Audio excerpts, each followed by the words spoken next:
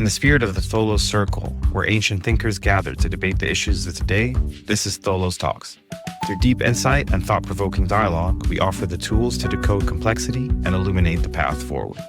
Welcome to Tholos Talks. Today we're diving back into the intricate and often hidden world of antiquities trafficking, where history, crime, and culture collide.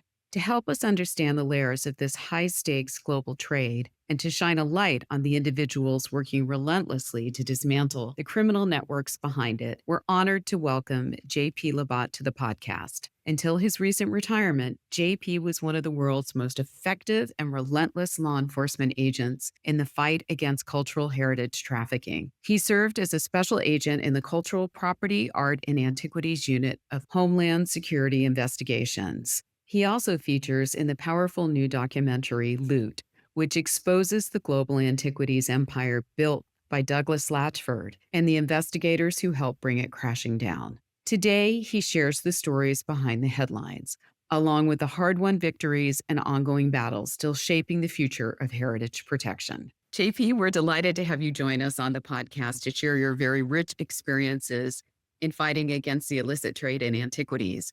You truly have been on the front line of the battle. But let's start with a personal question. What drew you into this world, the world of cultural heritage crimes? Thank you for having me. It's an honor to be here, and I'm thrilled that you invited me. Yeah, it's kind of interesting. I had been working in the government as a law enforcement officer since 1994, and had my share of alien smugglers and narcotics runners and money laundering schemes and what have you. And I'm probably maybe 15 years into my career. I'm hearing rumblings around the office of an agent who's been recovering ancient artifacts. And that agent was Brent Easter. To me, it just sounded like fascinating work. And so I sought out Special Agent Easter. He was working on these cases, and it wasn't even in the same office where I was. And I tracked him down, and I bumped into him one day in the garage of our building. And sure enough, he told me he was overwhelmed with antiquities cases and he could use some help. Mm-hmm. And ever since then, that was probably 2012, 2013, we hit the ground running. He took me under his wing. And the more exposure I had to this world, the more fascinating I thought it was. And the more I doubled down my effort to be successful. It's been great ever since. Well, you certainly have been successful. Many people in the field recognize you as one of the most active investigators, certainly in the United States, but probably even worldwide. That's an honor. I mean, I know of so many agents and officers around the globe that are working in this fight, and to be in the same conversation with them is truly an honor. But the only reason I've had any sort of success in this field is because I've had great partners. Really, as an agent, you can only go so far. You need to pitch it to a prosecutor who'd be willing to take the case and run with it. Aggressive prosecutors like Karen Orenstein at Eastern District and Jessica Feinstein at Southern District and Matt Bogdanos at the Manhattan DA's office, I can't attribute my success to solely the work that I've done. You have to have partners in this field, and not only prosecutorial partners, but within Homeland Security, but we had a great team of agents at the time and continued, all the way through in 2017 when a dedicated cultural property squad was formed. But before that, we just had great agents who were passionate about the work and, given their all, spending lots of hours poring over records. And then not only the law enforcement team, but outside of the government, non-governmental agencies like the Antiquities Coalition, the Israeli Antiquities Authority, so many partners that we've had. That's really been the reason for my success. Well, we've certainly seen the field really change. And I think you just talking about your own career shows the progression from just a few agents to now actually having offices that are focused on this. Manhattan District Attorney's Office having an art crime squad now. So there's been a change in the whole perspective of looking at the illicit trade as actually a crime. You certainly have traveled the world on some of these investigations. Can you talk about a few of your more interesting ones? Oh, boy. Well, I've been to some really, really fascinating places. Luckily, I've had the chance to go to Jerusalem and go to Jordan and other spots in the Middle East. I've been to Egypt, which is mind blowing.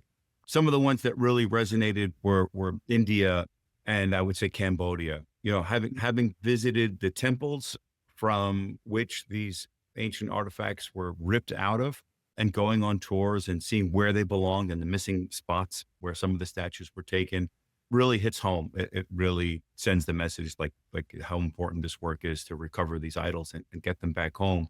And similarly in India, we visited a temple where a religious idol was stolen. And it was really in a remote area. I think it was a 5-hour drive south of Chennai.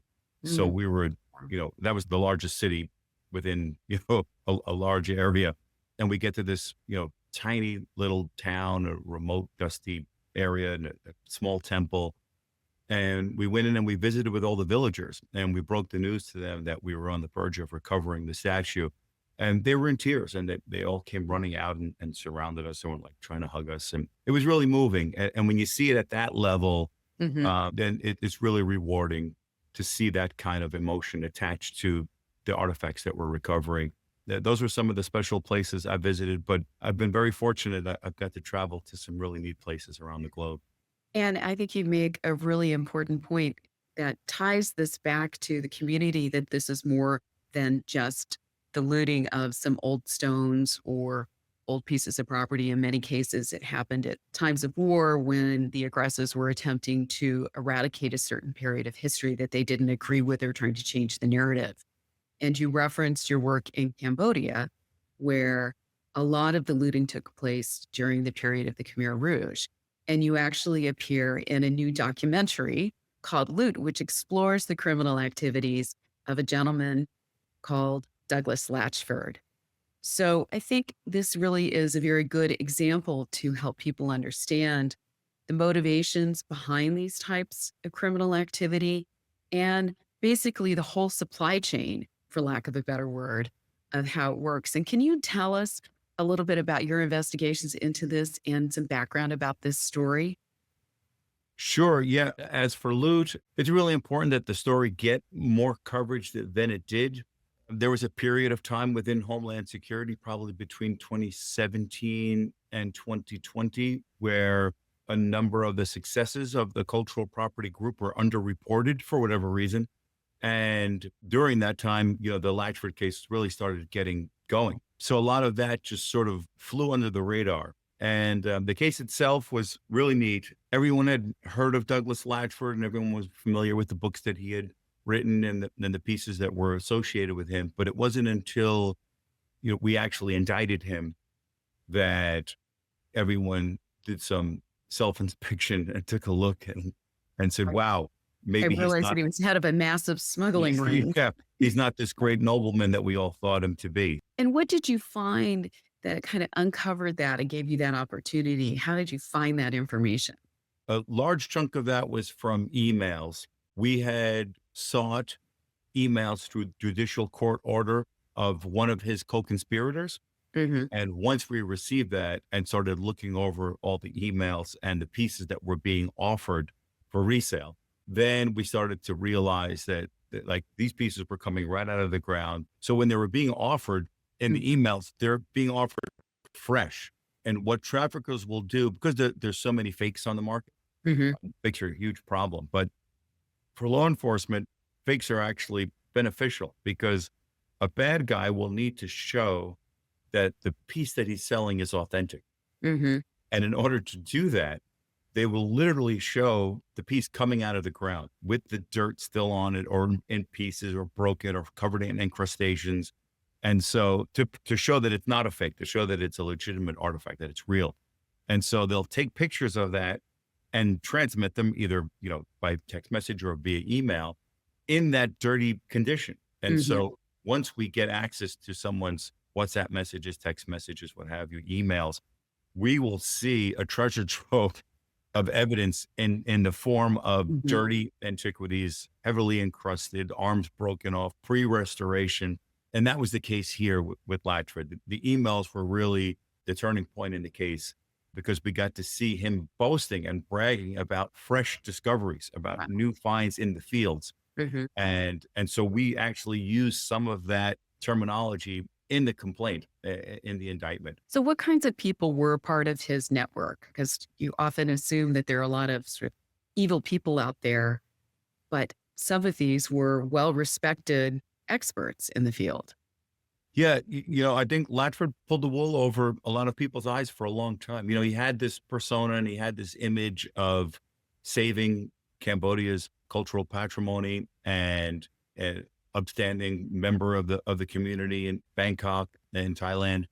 And people respected him. And I think he used all that and he parlayed that into trust.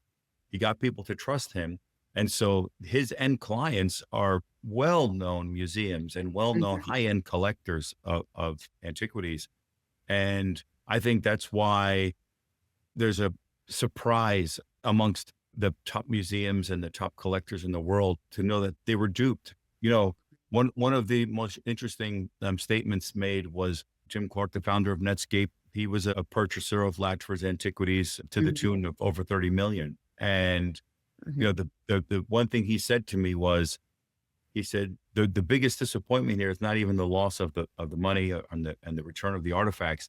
It's that I was deceived, I consider myself a shrewd businessman, and to have been duped by someone like this really is what resonates. So yeah, he fooled a lot of people, and we're finally shining a light on just how bad a person he was and how notorious a smuggler he was. And there are still a large number of pieces in collections all over the world and museums over the world. We haven't even scratched the surface. So there's still a lot of work to be done in that case. Now, do you consider this a one-off case, or do you see that there is still significant amounts of antiquities trafficking going on? For Cambodia or Generally? In general? Oh my God, no, there's artifacts coming out every day. I'm still in close contact with members of Homeland Security and Customs and Border Protection, CBP, and they're actively monitoring the ports every day for antiquities coming in. And it's every month that they're getting hits on antiquities being stopped at the border. One of the questions in the past had been, how do people at the border, how do the officials at the border actually recognize a looted antiquity? It's obviously very difficult to tell the difference between a legitimate and an illicit, but certainly even between real and a fake. So what are the types of things that you've been doing to help raise awareness in working with law enforcement? Yeah, that's a great question you raise. Training is the number one means by which you can teach up the inspectors. And the problem has been the seasoned, savvy inspectors that were at the borders, both in Newark and in JFK, have moved on. They've retired, as have I. And so we've lost a large wealth of experience. Prior to their departure and my departure, we've done our best to teach up the next round of incoming inspectors and agents to be on the lookout and what to look for. But yes, you're right. The hardest thing is having a great team at the ports, because that's the first stop is at the port of entry, and oftentimes they'll bring the investigators and they'll bring the agents in to continue working on the case, but they're on the front lines. They're seeing the artifacts first. And so they have to know, like you said, is it a real or is it fake? And if is it real, is it ancient? Does it go back before the cultural patrimony law of that country was established? And the next generation of inspectors, they have a big task ahead of them, but so far they're keeping in line with some great stops and great interdiction. Well, if they're that often, clearly they're doing a really good job. And then you've got the whole process is improving too, isn't it? In terms of prosecuting cases and raising awareness with the activities of groups like the Manhattan District Attorney's Office. I know that there have been some pretty high profile cases that team have followed, including with the Met Museum in New York. Yeah. And each time we have some success, I think it's causing people to perform due diligence. And I think that's the goal, right? We're not against the art market. We want a thriving, flourishing market in antiquities, so long as, they're lawfully obtained and they're in the market without any false provenance or looting in its past and in its history. And so people have criticized the Manhattan DA and Homeland Security as being against the art market. And we're absolutely not. We just want the market to be clean of any improper antiquities. And I was just going to say on that, what are the types of things that collectors or museums should be looking for as red flags when they're making these acquisitions? Yeah. I think everyone's gotten better Certainly, if you take a look at a Christie's or a Sotheby's catalog from 10 years ago and compare the thickness of that catalog to one that's out today, the current catalogs are maybe 25% of the size of one from 10 years ago. And so that tells me that people are doing provenance research. They are doing due diligence. They're going through, and if there's a piece that's questionable, they're not going to accept it for auction. If you look at a place like the Metropolitan Museum of Art, they've just hired a team of provenance researchers to go back through their collection and vet it for anything that may have passed muster years ago, but currently it's not up to snuff. And so when you see things like that, it makes you realize, okay, we're having an effect. What to look for, there's obvious red flags. The private European collection, it was prevalent in sales, especially in auction sales a dozen years ago. If you see that without getting a specific name, and when you ask for a specific name, if you hear the records are gone or they're lost or lost in a flood or I just don't have it anymore, that should be a red flag for you not to continue down that road of purchasing. And so that's just one of many things to look for. If a name in the provenance history is one that is known to law enforcement and it's easy to Google a name and find out, oh, wow, this person has had X number of antiquities seized, from them by law enforcement. Well, maybe that's not one of the ones that you should be purchasing from. So, there's some homework you can do. And I think there's some entities out there that you can even hire that are doing provenance research, kind of like what the Met is doing. I know some ex-agents who have since retired who have opened up their own provenance researching firms that they can be sought out to do this kind of work because they know what to look for. You can either hire a firm or you can just sort of use common sense. If it doesn't look right, then, follow your nose is probably Right. something. And if it's coming from an area that is in conflict as well, I think. Sure. The Sure. other ones, as we've seen with Egypt and Syria, Iraq, you worked around the globe and worked on so many of these really interesting investigations. Is there an investigation, a missing masterpiece that you wish you had been involved in? You would have loved to have been the one to recover? I was dabbling with the Gardner Museum heist. It's primarily an FBI investigation. I did have a confidential informant who I was working with and who mentioned that he was aware of the location of two of the masterpieces from the Gardner Museum. And so we tried to run them down as best we could, but it was towards the tail end of my career. And there were some roadblocks to trying to track those down. And ultimately it just never got any traction. But there was a period of time where it was really exciting. And I thought And it didn't get traction because you're not sure the tip was accurate, or it just sort of, you ran out the clock. Still could be out there. No, it's out there. It didn't get traction because the players involved, there was a change in leadership of a particular criminal organization. And the informant had garnered the trust of the previous leadership. And when the new leadership came in, the informant just didn't have the same clout with this new group. And that was the main sticking point. Oh, fascinating. Yeah. As you look back on your career, which has been very distinguished, what are some of the things that you're most proud of? And would you say some of the most interesting investigations you've been involved with? I've had some really interesting cases and some great recoveries, but I've got to tell you, and I'm being honest, they're all important and they've all been great. It doesn't matter if it's a $15 million piece or a tiny little idol, because I've seen the reaction when we return these. And even if it's not in country, even if it's a return in a repatriation ceremony at a local consulate, just the outpouring of joy and gratitude when these pieces are returned, it's just really moving. I've been privileged to see the heartfelt thanks that's bestowed upon Homeland Security and the prosecutor's office for having a precious idol going back to where it belongs. And each one is really, it's special. So I can say there's been a favorite. I could say that the Gilgamesh tablet was maybe one of the ones that was most highly celebrated of all of them. There was a lot of fanfare surrounding the return of that. Well, tell us the story. That's probably one of the ones I worked the hardest on in tracking that down. It probably took just on that single piece alone, maybe 2 years from start to finish. It was a long recovery with lots of interviews and travel and a complicated web. It passed from one dealer to another. And I think each time, or at least the first 3 or 4 times it passed, no Mhm. one really realized the significance of the tablet.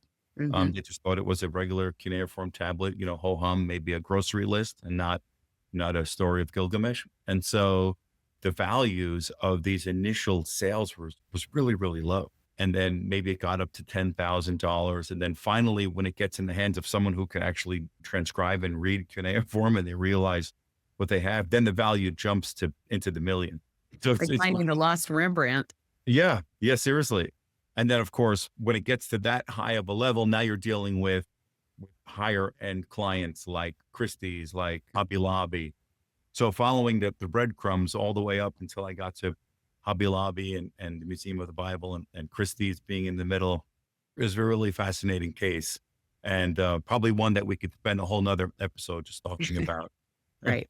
But it was the centerpiece of the museum's collection, as I recall. It was. And it's talking to the Iraqi government as well. They're the ones who actually put me on the case. I was in Washington, D.C., returning cuneiform tablets. And then they pulled me aside and they said, hey, we need to make you aware of a tablet that's at the Museum of the Bible that we believe belongs to us. And there's no way we would have let that go out of the country with an export license or with permission because it's so important and so valuable. So they put me on the trail. And then I started doing my investigation from there. Did a lot of interviews and traveled a lot, peeled back all the evidence. And finally, we were able to return it to the Iraqis in a grand ceremony at the Smithsonian in Washington. Again, it was one of the most highly celebrated returns I think that I've been a part of. So when you ask which piece stands out, that one's probably close to the top of the list. It's important to celebrate those moments to raise awareness. I know that the countries are very appreciative too. Yeah, I think that's the point of this podcast and the film Loot that you mentioned earlier and all these repatriation ceremonies that are highly publicized. The point is to raise awareness that there's valuable, historic, significant pieces that are out in the market that were looted or stolen that need to go back. And I think that's the underlying message of all of this is for people to pay attention. And if you see something like that old saying on the New York City subway and going around after 9/11, if you see something, say something. Exactly. So many of your cases had some memorable names, Operation, this or that. And could you tell us a few of your favorites? So again, I learned from Brent Easter. And so he had titles such as Mummy's Curse and Hidden Idols and Lost Treasure. But one of the ones that stuck with me was Smuggling Skulls. It was the alliteration of the smuggling skulls to it. So I said, okay, I tried to keep that same alliteration. So I have a case involving a conspiracy to smuggle canopic jars, which I named Canopic Conspiracy. There was some artifacts from an Indian tribe that were stolen from the tribe and being sold. So that one was tribal theft. So I try to keep the same alliteration going on a number of these. And I don't know if I have a favorite. We try to be a little clever when we name the cases. There was an idol from India. It was a religious idol and it wound up in the Toledo Museum. So I named the case Holy Toledo. So yeah, so you try to be a little clever and maybe use some alliteration. It has to have some meaning, like the Steinhardt case. Michael Steinhardt, made his fortune in the stock market and he was amassing all of these antiquities. So wasn't he banned for life from collecting? He is indeed banned for life. Yeah. That was part of the agreement at the end of the resolution of the case. Well, this has just been a fascinating discussion. I know that we could continue on. I would like to ask, just given all the work that you've been doing, and I know sometimes there can be setbacks, as you said, some of the big investigations you'd like to complete, you find you run into a dead end or you have great successes, but what are some of the signs that you see that things are getting better? What makes you optimistic about being in this field? Yeah. There's plenty of signs out there. I mean, clearly I mentioned the catalogs from the auction houses being significantly smaller in size, which makes me think we're having an effect. I also see the number of pieces that we recover on a yearly basis. and they continue to increase. From when we started this back in 2013, how many seizures we had a year, maybe a handful. And now that same amount that we would have in a year, we have in a month. The numbers speak for themselves. The amount of recoveries and the amount of repatriations has probably tripled in the last few years. So I think that gives me hope that we're doing the right thing and we're getting the pieces home. When you see that and you taste that success, it only makes you want to double down even more and work harder on the next one. Well, thank you, JP, for all the good work that you're doing. Really a very impressive career. You've really transformed the field. The Antiquities Coalition was launched around the time that you started, and we've seen the progression and appreciate all the good work that you and your colleagues are doing. Thank you. Well, that's very kind of you. Thank you for having me on. None of this would have been successful without great partners like the Antiquities Coalition and great coworkers and colleagues at the federal and state level. Thanks so much. Thank you. Thanks for listening to Tholos Talks with our guest, JP Labbat. Join us for our next episode where we'll dig deeper into the Douglas Latchford case and looting in Cambodia. Stay tuned as we continue to shine a light on these critical issues. Thank you for listening to Tholos Talks, a series by the Baseline Institute. Available on Spotify, YouTube, and SoundCloud. Make sure to follow and subscribe to our channels to stay up to date on upcoming episodes. To learn more about these topics or the work we're doing, visit the Baselina website.